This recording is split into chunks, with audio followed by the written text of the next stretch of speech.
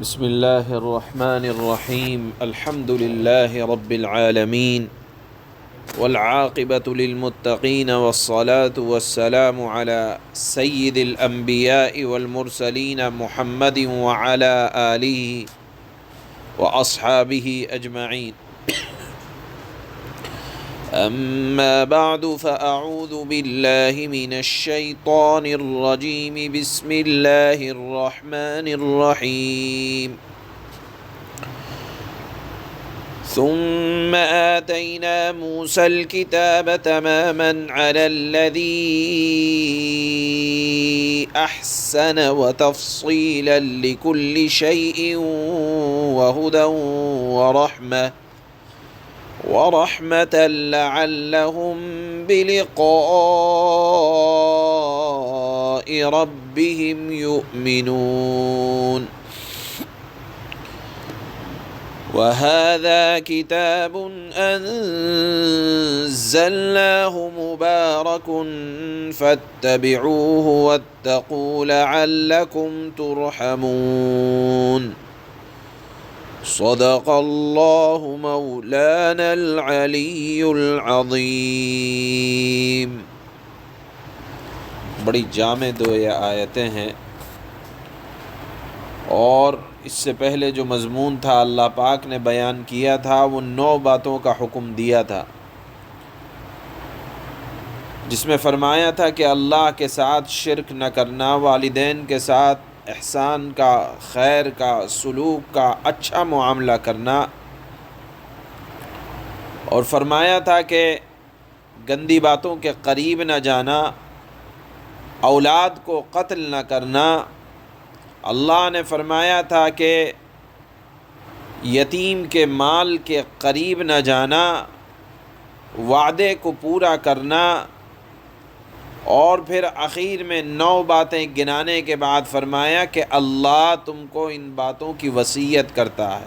یہ مضمون اس سے پہلے والی آیت تک تھا. اب یہ 9 باتیں گنانے کے بعد اللہ ارشاد فرماتے ہیں کہ یہ مذکورہ تعلیمات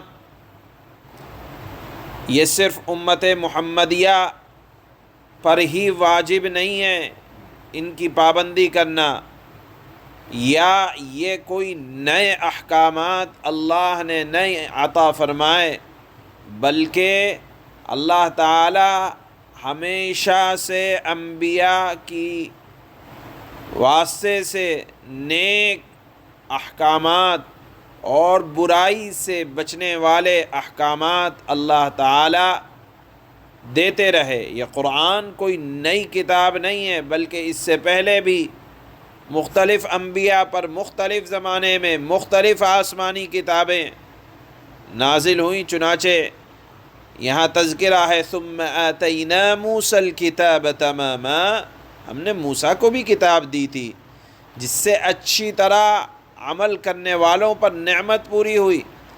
یعنی جس طرح آپ کو اور امت محمدیہ کو کتاب عطا ہوئی، حضرت موسیٰ کو بھی ایک کتاب دی گئی تھی جو توریت تھی، جس میں نیکوکاروں کے لیے ہدایت تھی، جس میں معاشرتی اخلاق، حسن اخلاق، احکامات، قواعد سب کچھ موجود تھے.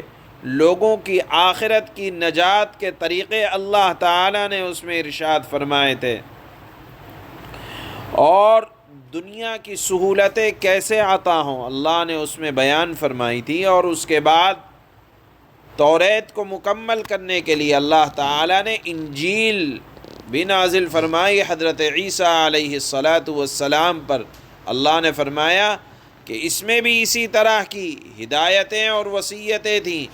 اس کے بعد زمانہ اپنی رفتار سے چلتا رہا، یہاں تک کہ وہ وقت آ پہنچا کہ انسانوں کے لیے تمام ضروری ہدایات جو توریت میں تھیں، انجیل میں تھیں، اللہ تعالیٰ ایک کتاب میں جمع کر دے، تاکہ اس ایک کتاب کے بعد کسی اور کی طرف دیکھنا نہ پڑے، جانا نہ پڑے.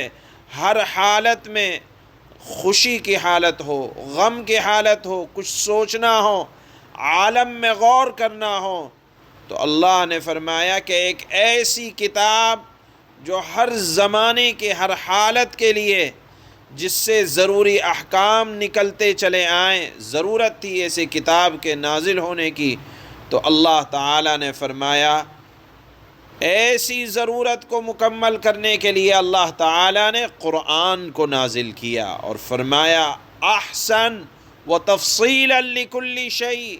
اللہ تعالیٰ نے ہر معاملے کی اس کے اندر قرآن میں تفصیل بیان فرمائی ہے، وضاحت فرمائی ہے، اور اللہ تعالیٰ نے زمین سے لے کر آسمان تک زمین کے خزانوں کو گرایا اور گنایا اور بتلایا، اور آسمان کے خزانوں کو بتلایا، اپنی قدرت کو سمجھایا، کبھی تو جانوروں کی مثال دے کر اور کبھی اللہ تعالیٰ نے غور و فکر کی دعوت دے کر۔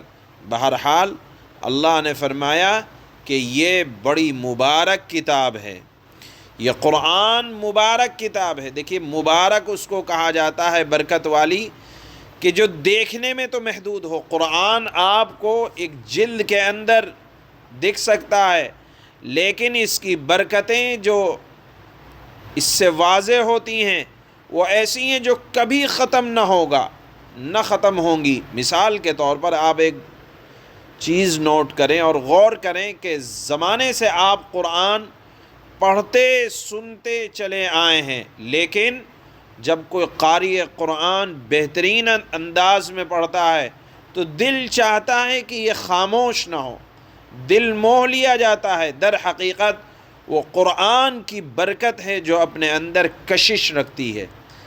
اسی طرح سے اللہ نے فرمایا کہ اس کی برکتیں کبھی ختم نہیں ہوں گی۔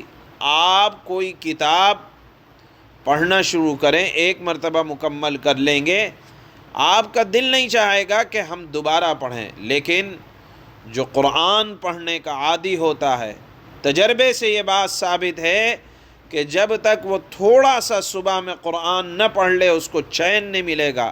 حالانکہ روزانہ پڑھ رہے ہیں، ایک مرتبہ نہیں، آپ ہزاروں مرتبہ ختم کر دیں، لیکن قرآن کریم پڑھنے والے کو اس کی برکتیں دل میں ایسی محسوس ہوتی ہے، نورانیت ایسی محسوس ہوتی ہے کہ سکون نہیں ملتا۔ جن کی عادت ہو جاتی ہے قرآن کریم پڑھنے کی، اللہ کرے یہ عادت ہم سب کی ہو جائے۔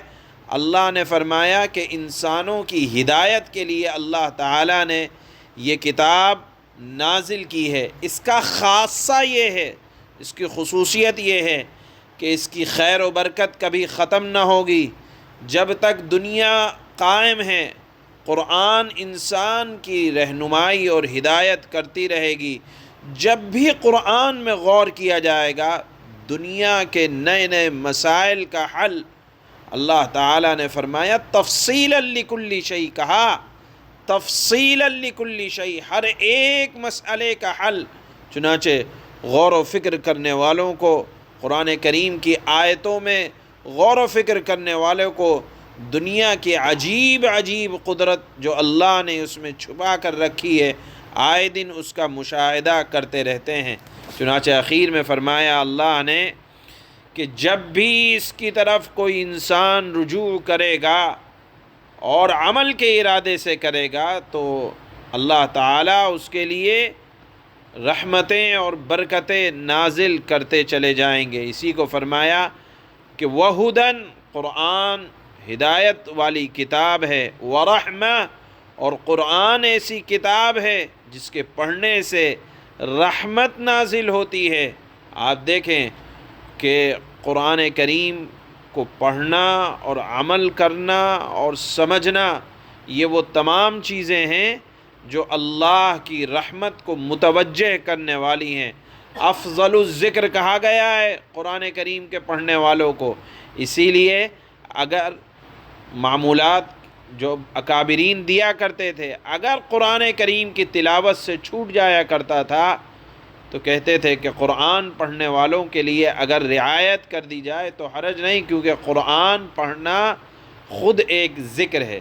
اس کے بعد اللہ نے فرمایا وَهَذَا كِتَابٌ أَنزَلْنَاهُ، اور یہ ایک کتاب ہے جس کو ہم نے بھیجا ہے، بڑی خیر و برکت والی ہے، انزلناہ مبارک، ہم نے اس کو بڑی بابرکت نازل کیا ہے۔ یہ تنہا ایک ایسی آیت ہے، اللہ نے فرمایا ہے کہ یہ تنہا ایک ایسی آیت ہے جس میں قرآن کی طرف رغبت دلائی گئی ہے، اس کو پڑھا کرو، اس کو سمجھا کرو اور عمل کیا کرو۔ فرمایا فاتبعوا، اس کی اتباع کرو، طاقوں میں سجانے کے لیے نہیں، کپڑوں میں لپیٹ کر رکھ دیا گیا یا کسی کے انتقال پر پڑھ لیا گیا، نہیں، اس کو ہم نے نازل کیا ہے، بڑی بابرکت کتاب ہے، اس کے نورانی اوصاف ہیں، اس کو پڑھو بھی، سمجھو بھی، عمل بھی کرو۔ عمل کی دعوت دی، فاتبعوا، اس پر عمل کرو، اور ساتھ میں واتقوا، جو اللہ تعالیٰ نے جن چیزوں سے اس میں باخبر کیا ہے جو ہلاک کر دینے والی ہیں، جہنم کی طرف لے جانے والی ہیں، اللہ نے فرمایا کہ ان سے بچو، یہ قرآن کریم کا تقاضا ہے۔ فرمایا کہ اگر اس تقاضے پر عمل کرو گے لعلکم ترحمون، تو تم پر رحمت نازل ہوگی۔ اس کا مطلب کیا ہوا کہ اگر قرآن کو پڑھو گے نہیں، سمجھو گے نہیں، قرآن پر اتباع نہیں کرو گے، قرآن کی رہنمائی سے باخبر نہیں رہو گے، قرآن کو اپنے پس پشت ڈال دو گے، تو اللہ تم پر رحم نہیں فرمائے گا۔ یہ آیت کے مخالف حکم یہ معلوم ہوتا ہے، اور آیت کے موافق یہ ہے کہ قرآن پر عمل کرو گے، سمجھو گے، اتباع کرو گے، آگاہ رہو گے، تو اللہ کی محبت تم پر نازل ہوگی، لعلکم ترحمون، اللہ تعالی تم پر رحم فرمائیں گے۔ حضرت شیخ الہند نور اللہ مرقدہ نے اسی وجہ سے فرمایا تھا کہ مسلمانوں کی ذلت و رسوائی کا سب سے بڑا سبب یہ ہے کہ قرآن کو مسلمانوں نے پڑھنا چھوڑ دیا، سمجھنا چھوڑ دیا، عمل کرنا چھوڑ دیا، ذلت و رسوائی ہو رہی ہے۔ اسی لیے فرمایا تھا کہ میں اپنی زندگی کو، اب بقیہ زندگی کو قرآن کی خدمت کے لیے وقف کر دوں گا۔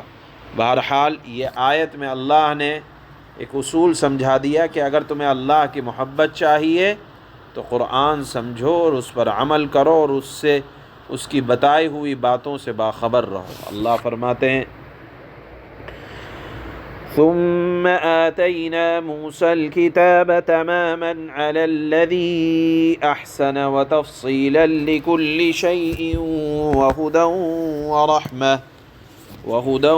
ورحمة لعلهم بلقاء ربهم يؤمنون۔ پھر ہم نے موسیٰ کو کتاب عطا کی تھی۔ کیوں عطا کی تھی؟ اس کا مقصد یہ تھا کہ نیک لوگوں پر اللہ کی نعمت پوری ہو اور ہر چیز کی تفصیل بیان کر دی جائے، اور وہ لوگوں کے لیے رہنمائی اور رحمت کا سبب بنے، تاکہ وہ آخرت میں اپنے پروردگار سے جا ملنے پر ایمان لے آئیں۔ وَهَذَا كِتَابٌ أَنزَلْنَاهُ مُبَارَكٌ فَاتَّبِعُوهُ وَاتَّقُوا لَعَلَّكُمْ تُرْحَمُونَ۔ اور اسی طرح یہ جو آپ کے سامنے کتاب ہے، یہ بڑی برکت والی کتاب ہے جو ہم نے نازل کی ہے، لہذا اس قرآن کی اتباع کرو، اس قرآن پر عمل کرو اور تقوی اختیار کرو۔ اگر یہ کام کرو گے، قرآن پڑھو گے، اس کی اتباع کرو گے، تقوی اختیار کرو گے، تو یہ سبب بنے گا اللہ کی رحمت کا۔ فرمایا اللہ نے لعلکم ترحمون، اگر یہ کام کرو گے تو تم پر اللہ کی رحمت نازل ہوگی۔